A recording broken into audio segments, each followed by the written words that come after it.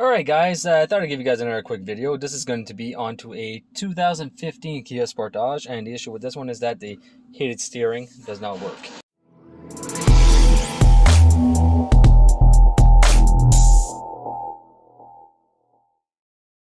Now, the first thing that I did was that I confirmed the client's concern. So I have everything already taken apart because I already did the diagnostic onto this vehicle, but I'm going to bring you guys along. I'm going to show you guys what I did, and hopefully you guys enjoyed the video. So I confirmed the client's concern. These heated steering wheels, the switch is on the side like this, and all you have to do is press the button in order for it to work. Now my key is on right now, so if I push the button, it should work. But as you can see, nothing happens. So what does that mean? That means that there's an issue with the heated steering wheel. Now, you could have the switch, you could have a fuse, you could have a power, you could have a ground, you could have the steering wheel, you could have a clock spring, you could have a bad relay onto the system that could be going bad or is bad, and that is what is causing your issue. So I'm going to bring you guys up onto the wiring diagram real quick, and I'm going to show you guys the steps that I took, and we're going to go through it fairly quickly. It only took me roughly about a half an hour to get to where I am right now, and then that's diagnosing and actually being able to get the steering wheel heater to work during my inspection. So the first thing we did, that I did, of course, was come over and I grabbed the wiring diagram. So I grabbed the wiring diagram and I started looking, and I seen that my heated steering wheel needs 2 fuses. So we have a module 4 fuse, which is a 10 amp, and a heated steering wheel fuse, which is a 15 amp. Now, those are located, I'll put on a little light for you, in here, up in the corner, and I verified those and my fuses were good. All right, sorry about that. So where was I? When I push on my switch, nothing works. Check the fuses. The fuses are good. So now what that leaves is everything that is up in this area. And we have quite a bit, but it's actually a pretty simple circuit if we actually look at the wiring diagram. So I'm going to go over this with you guys real quick. Give everybody some light. All right, so what do we have here? We have our fuse, which is good. We have our relay. Now, the relay on this car is actually buried back here into the dash.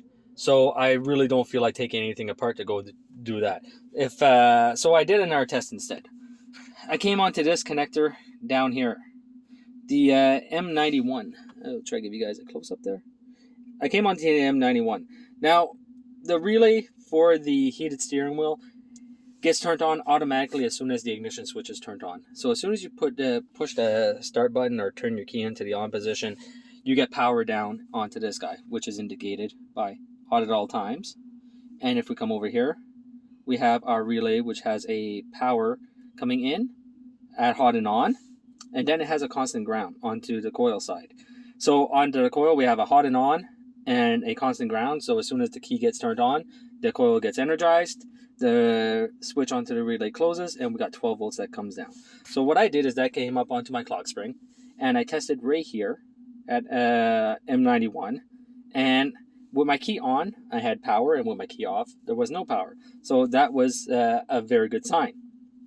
Now, the next step I did is that I tested my ground. So I tested my ground on the same connector of M91, but this time onto pin 1, which was the black, which is a constant ground. So I should have a constant ground onto that at all times. I tested that, and I did.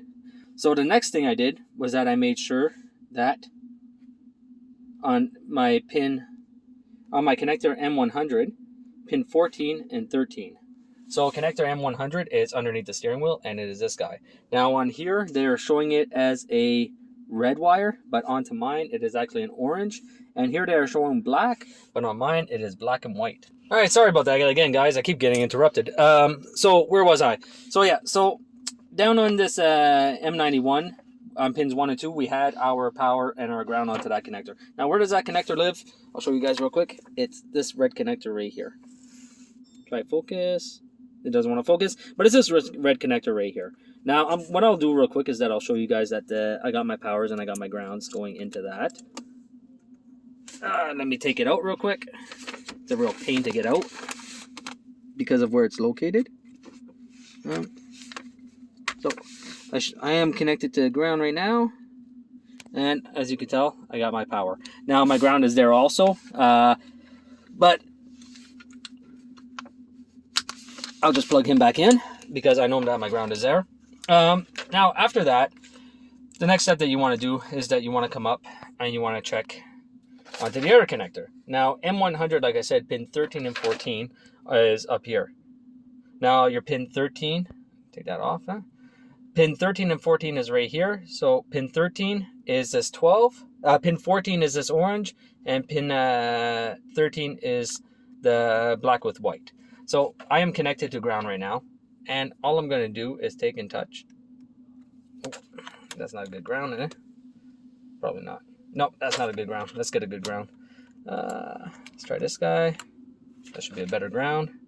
There we go. So as you can see, I have power coming up, which I should. So if you come down onto your clock spring, anything that is on either side of your clock spring should pass through your clock spring. So if you have a power right here, that power should pass all the way through your clock spring and come out. So on pin 14, that is coming out of the clock spring, and I have power. Now it should be the exact same thing on pin 13. I should have a ground onto pin 13. So what I'm going to do is I'm going to connect onto a ground, and we're going to test onto that. And I should still have a pin. No, I do not. I don't know where my pin went. Ah, there it is. All right. So here I have a T-pin. I'm just going to stick a T-pin in real quick. We're just going to use this as a power point. And we're going to connect onto this side. And then we are just going to touch with the test light onto the ground. And as you can tell, my test light is not lighting. So what does that mean? That means that my clock spring is open on the interior. Now I can actually test that, which I'll do real quick for everyone. But you can actually take the resistance on this side of your pin and click onto the other side and connect onto the other side with a multimeter and measure your resistance. But before I do that, what I'm going to do is I'm going to take and connect this over here real quick. And all we're going to do is just use the test light in order to jump a ground to it. Wow. Oh, that's not good. Didn't want the horn to go. Give me a second if I can get this right. All right, there we go. All right, so I'm going to bring up the connector too at the same time. Actually, how am I going to do this? It's because I don't have all my tools here, guys. I'm sorry. All right. So I'll try to give you guys a view. Now when I touch on this, you see how my light starts to flash? That's indicating that there's still an issue. But the light actually flashes. So now what I'm going to do is I'm going to take and actually hook up a direct ground to the wire. Give me 1 second if I can actually grab this properly. Sorry about this, guys. Oh, I had everything all nice a while ago. So now if I take it and press my button, as you can tell, it turns on and everything is working properly. Why? Because I actually have my power coming out. My ground coming out now and actually hitting into my steering wheel control module, which is down here. Heater module. And now everything is working. So what does that mean? I need a clock spring. So what I'm going to do real quick, I'll take and I'll remove the connector. I'll try set you guys up onto a stand. I'll run and get it real quick, and we'll take and we'll just measure resistance going between the clock spring. So just give me 1 minute and I'll be right back. All right, so here I have it set up onto the ground circuit for the heated steering wheel control module. Now you can actually measure the resistance of the clock spring onto this side, and it's not going to make your airbag explode or anything, so don't worry about that. As you can tell right now, I am marking OL. Now if I come down, I am hooked on underneath also, and it is marking OL. Now what I'm going to do real quick, I'm going to switch over to the positive side, and I'll give you guys a view of that also. Alright, so as you can see right here, I am connected now onto the positive side, and I'm connected onto the positive side underneath. And as you can tell, now we have 0.0 to 0.1 ohm of resistance. So that's measuring the resistance of your clock spring internally, and you should have a resistance onto that, and this one is saying you should have 0.1 to 0 ohms of resistance onto the system. So that's it for this diagnostics. I am going to be replacing the clock spring on this one. When I get it, and if I'm the one that does the repair, I'll probably give you guys a video on how to replace this at the same time. So I hope you guys enjoyed the video, and I will see you guys next time. So we got the clock spring in. I'll give you guys the part number right here. This is part number right here is only for the model of Sportage that actually has the heated steering wheel. If you install this one onto any other one, it's you'll have an extra plug. It should still work, but you're gonna pay extra for nothing. So, and this one was about $300, so it's not that expensive. So now, in order to remove your steering wheel from your system, in order to get to your clock spring, you got two T30 Torx that are inside of the steering wheel right here. Okay, I'll give you guys a close up of that real quick.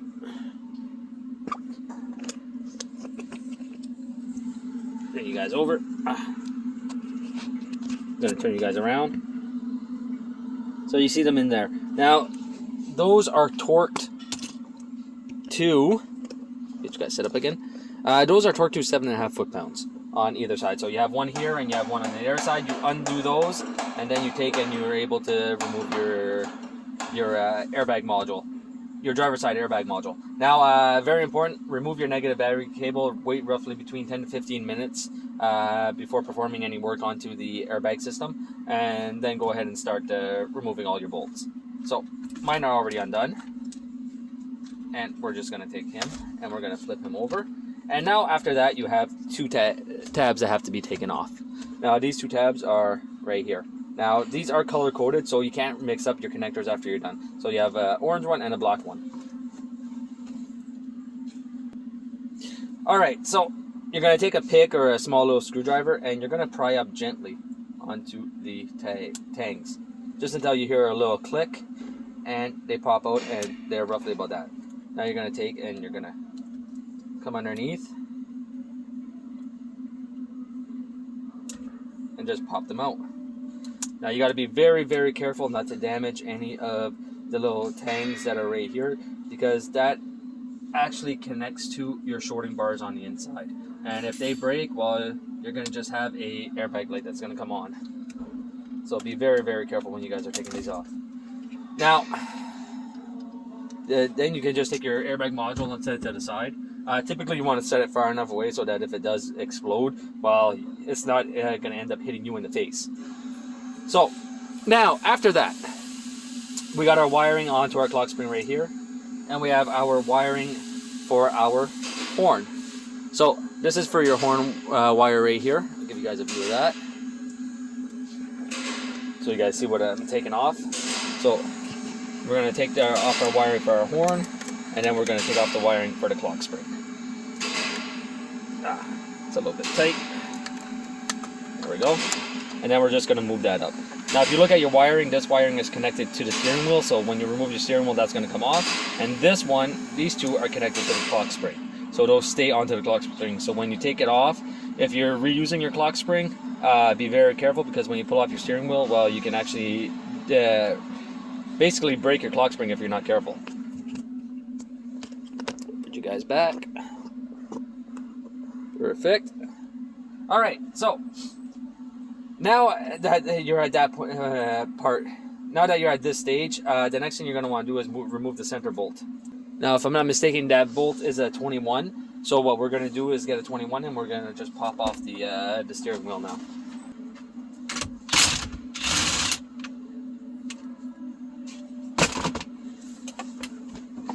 Perfect. So here's your 21. I'll put the torque spec for this afterwards. I can't really remember what it is. So now, there's two ways to remove the steering wheel onto Kia vehicles. One, you can actually use a proper puller.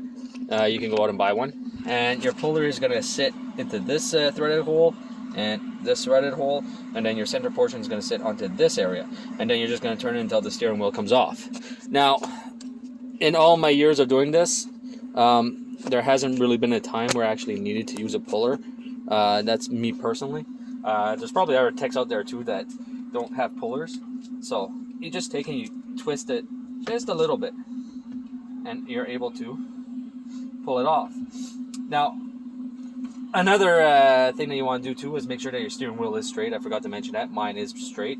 If you want, you can take and you can mark your steering wheel to your input shaft for your steering column, and that way you know exactly when it's lined up. Me, I'm just going to take it, I'm just going to remove it. And now we have our clock spring, which is visible.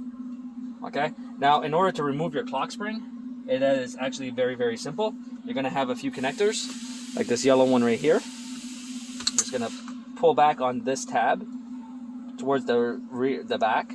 Try to give you guys a view of that in order to release it. So after you have this connector on, then you're going to have another white connector, which is going to be over here, and this one is just a push tab. So you just push onto it with your finger and then you pull back, and then of course you're going to have your tab for your heated steering wheel. Now after all of that is off, let's pull this out a little bit so I can get this. After all that is off, you're going to have one little tab right here that's going to be pushed down. You're going to have another one on the other side in roughly the same area, and then you have one on the top that just has to come out like so, and there is your clock spring. So that's the removal. Now I'm going to go ahead and I'm going to install everything. After I'm done installing everything, I'm going to take and I'm going to show you guys onto the new one. Actually, I'll do that first. I'll show you guys onto the new one, the resistance reading from the negative to the negative, like I did in the diagnostic video. And actually, I'll show you guys that this is brand new. It has not been taken out, as you can tell. They all come with little centering pins so that you guys don't turn it by accident. Now, after, the one thing you want to make sure is that if you don't have this little lock clip right here, is that there's two little triangles onto this.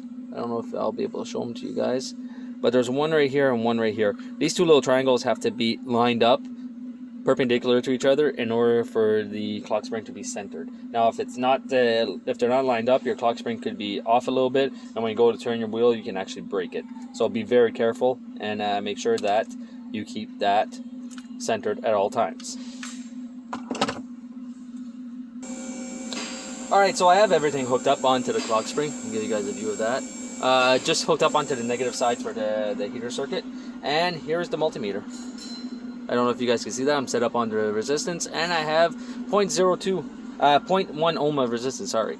So that is indicating that the other one was open. So now what I'm going to do, I'm going to go ahead, install everything, and I'm going to show you everything working afterwards. Alright, so we're in the moment of truth now. Everything is back together. What we're going to do is put the key in the on position, and we're going to come over, and we are going to press, bring you guys back, there we go, and we are going to press our button, and as you can see now the button lights and it stays lit. So what does that mean? That our issue is fixed and that the heating steering wheel is now operational. So I hope you guys enjoyed this little video, and I will see you guys next time.